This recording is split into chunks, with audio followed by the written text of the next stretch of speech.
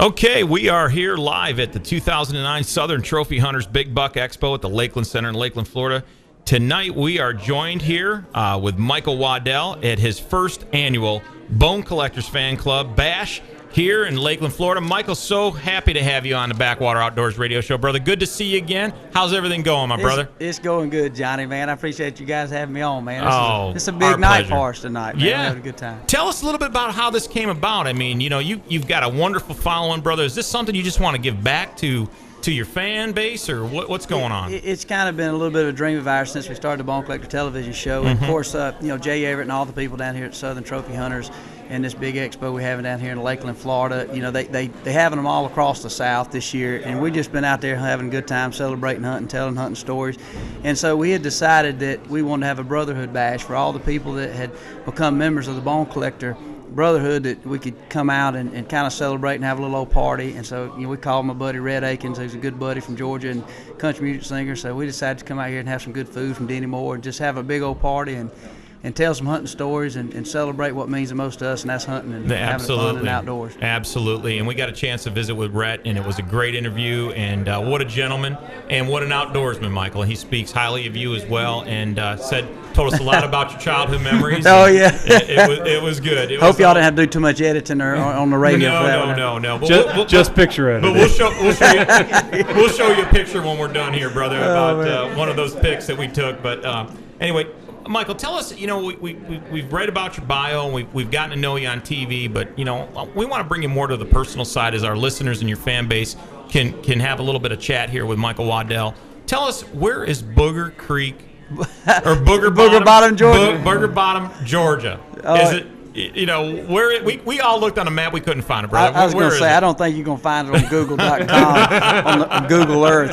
It's in rural Georgia. It's between Warm Springs, Georgia, which a lot of people might ring a bell, where the little White House is, where Roosevelt had the little White House because of the Warm Springs there in that area, and between that and Woodbury, Georgia. And it's just a little rural community that got the nickname Booger Bottom. There's a lot of old wise tales that come from it. My grandmama had a bunch of them. So, you know, I don't know what the true story was, but that's, everybody around there knows where Booger Bottom is. And the biggest story was there was a lot of moonshine liquor runners down there, and they called it Booger Bottom to try to scare people out of them hollers and stuff. And they made this fictitious tale of this big man-eating critter out there that would get you if you went to, you know, the bottoms of Booger Bottom. So, well, I read on your website that it was in the backwoods and backwater. So that's right. Yep. You know, so we understand how you turned out and why you turned out that way. So coming from a place like Booger Bottom, you know you can't be too cityfied. Yeah. Well, I got a chance to meet your lovely wife, and you look like you got a great family here. And of course, we didn't meet the kids, but I understand you got 4 of them.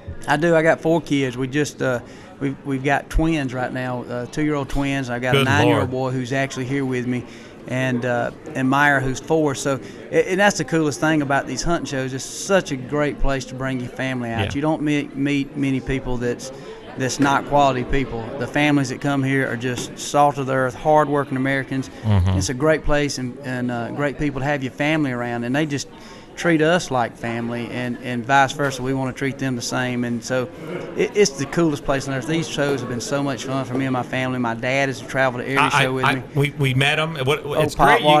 You got everybody around you. It's awesome to have your family support, you know.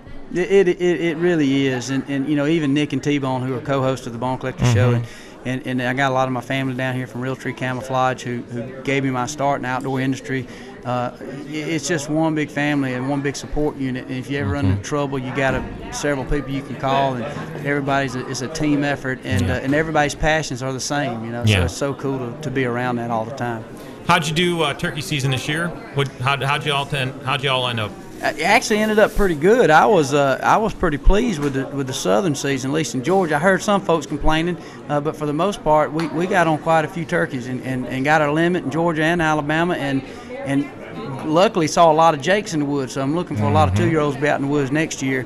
Pumped about that. From what I'm hearing, we're having a pretty good hatch this year. So it was good. We did travel, went to Texas, went out, hunted some Merriams with the National Wild Turkey Federation, and that's one gig I've been doing here lately that I'm super proud of and very dear to my heart is being a spokesperson for the National Wild Turkey Federation, because turkey hunting is what got me in the hunting industry, or at least turkey calling. And so it's been cool to be part of that organization. Just a great bunch of people. Again, a good family unit of people who are really truly conservationists, stand up for hunting. So it's been really fun to work with those guys and be part of their shows a lot more. Michael, have you killed every subspecies of the wild turkey that there is?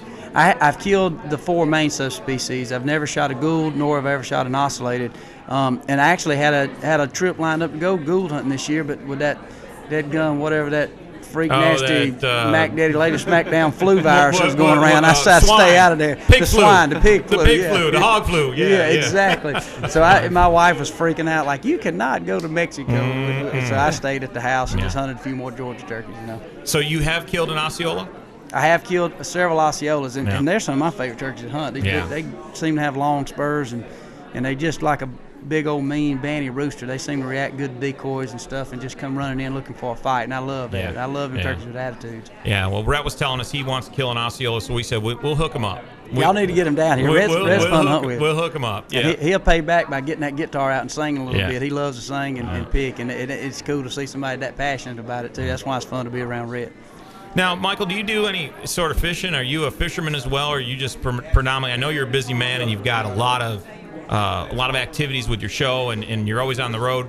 Do you have the chance to do any backwater fishing or salts or flats fishing? I love to fish, but I guarantee you I'm far from never being a professional or a true angler, because I was down here. I took my family to Disney World down here, and I figured that one day I'm going to go red fishing. And son, the risk of Michael Waddell fishing a redfish tour is off the chart, because I got skunked. There's people reeling fishing all around it, all these boats. We're out there trying to beat Mac Daddy. We got it handed to us, but we had a good time. I took my boys with me. They caught a couple old cat, a couple snapper. We had a good time. Oh, that's good to be out there. But I do love to fish. Mainly, I mean, for me, a great fishing trip to me is taking my boys and my wife, going over there and catching a few crappie or some bluegill when they're bedding, and maybe cast a few old lures in just a little private pond, But I do like it, and I love deep sea fish, but unfortunately, it seems like I'm always gone and don't have time to do it as much as I would like to. But I do like to fish. Good.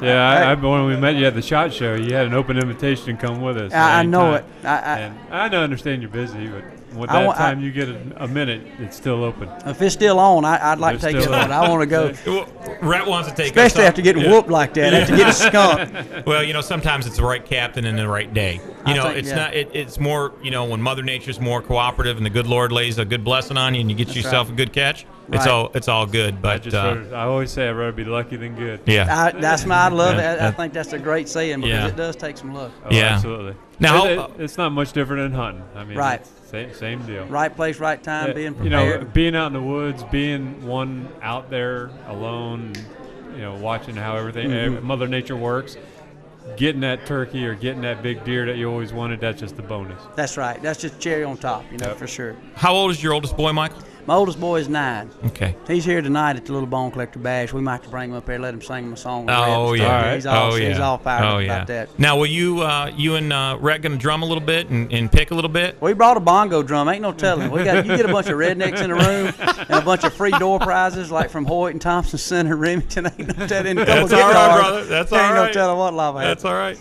So what's next on the agenda for Michael Waddell and the Bone Collector Group, and where are y'all going to take this thing? I mean, what do you see? What's the vision, Michael? For me, the vision is I've really already is surpassed what I even thought. I mean, we've been so fortunate for what Bone Collector has had the opportunity to achieve at this point. We just wanted to have a show that basically promoted hunting in a very and playing offense rather than defense, and working with my people I work with a lot back at Realtree, still hosting the Realtree Road Trip show.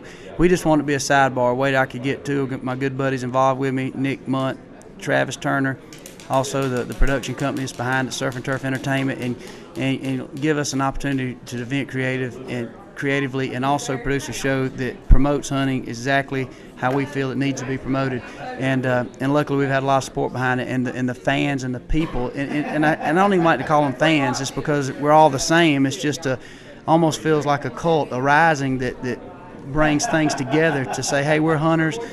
we're standing up for it, and we're people too, and it just feels good that we can get together and hang out, and we have that happen all across the country when we go places. Is people come up and everybody's equal. There's no superstars in this bone collector thing. It's just people celebrating the hunt, and celebrating the outdoor culture, which engulfs fishing and being outdoors, period. And that to me has just been